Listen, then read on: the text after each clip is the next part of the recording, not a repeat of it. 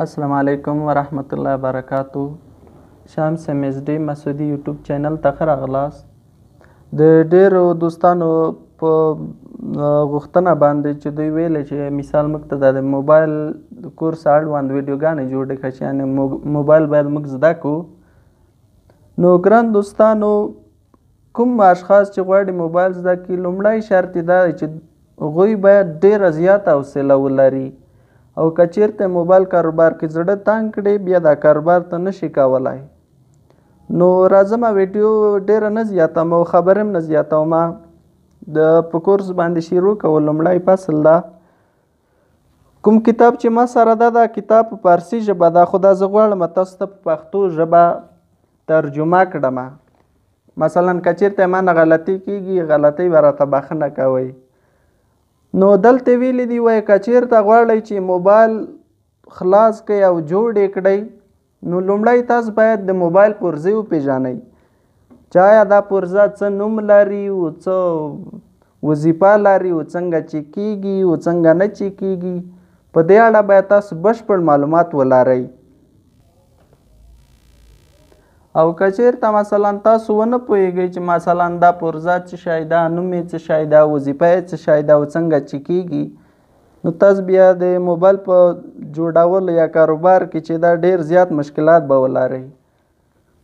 نو وایي کوم تخت چې تاسو ګورئ په دې باندې ډیر زیاتې پرزې دي خو په موبایل کې چې دي اووه پرزې ډیرې زیاتې ضروري دي چې باید نوم یې زده شي وظیفه یې زده شي چې آیا دا څه وظیفه لري او څنګه چې کیږي.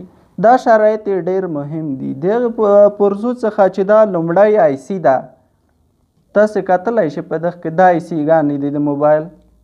او دویم چې دا پکې خزان ده یا کاپسټور چې په انګلیش کې ورته وایي. دریم چې دا مقاومات یا رجسټور ورته وایي.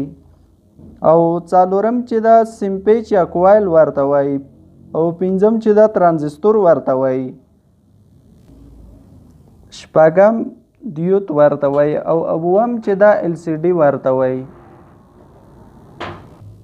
په بخښنې سره LED ورته وایي. نو ګران دوستانو د ټولې کومې اووه پرزې چې ما درته نومونه واخیستل هر یو یې خپله ځان ته تعریف لري وظیفه یې ده او چې کول یې دي. انشاءالله چې ویډیو به درته خسته نه وي او زده به یې کوئ تر څو د یو حلال کسب و کار څښتنان شئ. نو ګران دوستانو لومړی راځو د IC تعریف ته.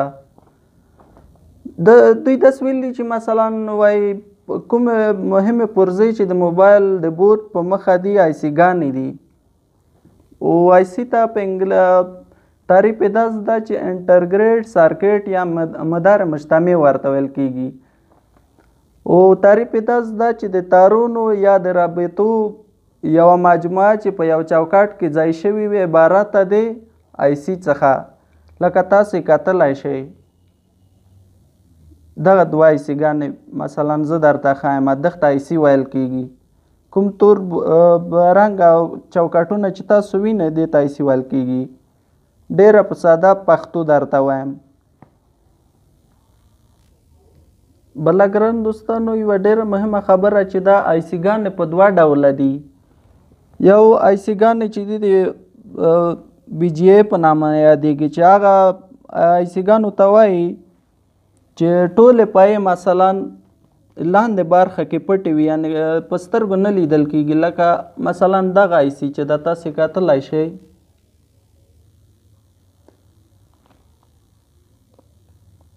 دغه IC ته BGA IC وایي یعنې کومې پایې چې دي ټولې پټې دي په سترګو نه لیدل کیږي. او بل IC چې دا د SMD په نامه IC ګانې دي. SMD IC ګان هغه IC ګانو ته وایي چې پایې د باندې خوا لیدل کیږي مثلا لکه د دغه IC.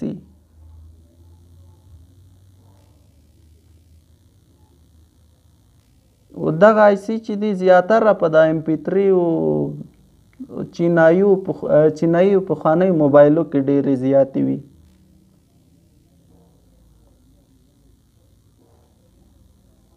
دغه SMD IC او دغه BGA IC ده یعنې فقط ډولونه دي.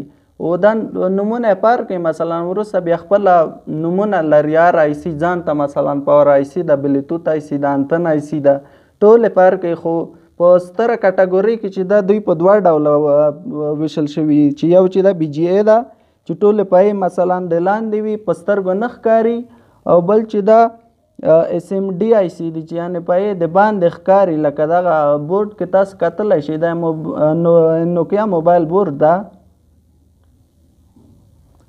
نو هیله لرم چې د یو څه به هم ترې زده کړي وي انشاءالله چې راتلونکي درسونه به په بله ویډیو کې درته ښیم او که چېرته غواړئ چې په زړه پورې ویډیوګانې وګورئ د موبایل اړوند د سافټویر د هارډویر نو شمس مزدي مسعودي یوټیوب چینل در سره سبسکرایب کړئ ډېره مننه ژوندي اوسئ